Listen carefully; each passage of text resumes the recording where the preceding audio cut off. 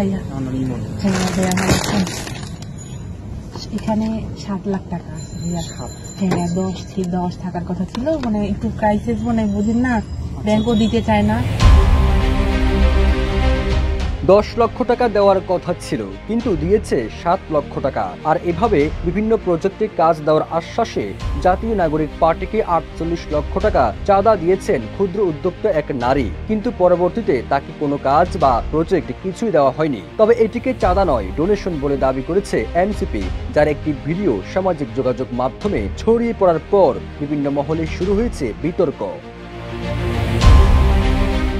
BNP নেতা doctor AKM Wahiduzzaman NCP টাকা গ্রহণের একটি ভিডিও পোস্ট করেন। সেখানে তিনি ক্যাপশনে লিখেছেন, গত 14 মে 2025 রাত 9টা 21 মিনিটে বসুন্ধরা আবাসিক এলাকায় এটি ধারণ করা হয়েছে। ভিডিওতে দেখা যাচ্ছে জাতীয় নাগরিক পার্টির কেন্দ্রীয় সদস্য ইমামুর রশিদ ইমন একজন নারীর কাছ থেকে 7 লক্ষ টাকা গ্রহণ করছেন। কোনো এক ভাইয়ের সাথে কথা হয়েছে 10 লক্ষ টাকা দেওয়ার জন্য, কিন্তু উনি দিয়েছেন 7 লক্ষ টাকা।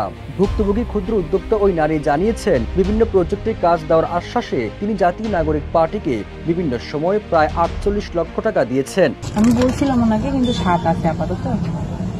আচ্ছা, মানে এটা ভাই জানতে চাচ্ছে 7 আছে কেন? হ্যাঁ হ্যাঁ ভাইয়া। আচ্ছা, ঠিক আছে। তবে এর জবাবে অভিযুক্ত এনসিপি নেতা ইমন তার ফেসবুকে লিখেছেন, ভিডিওতে যে মহিলার কণ্ঠস্বর শোনা যাচ্ছে তিনি গত মে মাসের প্রথম দিকে জাতীয় নাগরিক পার্টির অস্থায়ী কার্যালয়ে এসে পার্টির আহ্বায়ক ও 2 অঞ্চলের মুখ্য সংগঠক দ্বয়ের সাথে দেখা করেন। সেখানে তিনি স্বেচ্ছায় পার্টির ফান্ডে ডোনেশন দিতে ইচ্ছে প্রকাশ করেন। এছাড়াও তিনি একাধিকবার পার্টি অফিসে এসে অন্যান্য কেন্দ্রীয় নেতৃবৃন্দের সাথে দেখা করেন। তিনি জানান, ইতিপূর্বে তিনি জুলাই শহীদ স্মৃতি ফাউন্ডেশনে আর্থিক অনুদান দিয়েছিলেন, যেটা আমরা পরবর্তী সময় ভেরিফাই করেছিলাম।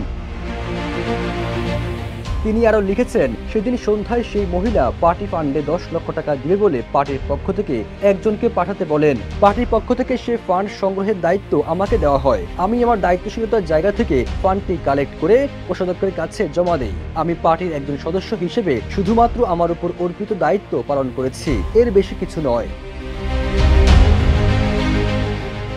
এনসিপির এই নেতা আরো লিখেছেন, আমাদের পার্টির পক্ষ থেকে তাকে কখনোই আগে অ্যাপ্রোচ করা হয়নি, বরং তিনি নিজ থেকেই ডোনেশনের জন্য পার্টিকে অ্যাপ্রোচ করেছেন এবং তিনি যা ডোনেশন দিবেন এই সংখ্যাটাও তার নিজের নির্ধারণ করে দেওয়া।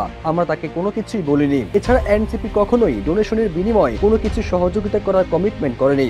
এই অভিযোগটি মিথ্যা এবং তিনি যে 48 লক্ষ টাকা ডোনেশনের কথা উল্লেখ করেছেন সেই সংখ্যাটাও মিথ্যা। সবুজ আলম, ইত্তেফাক।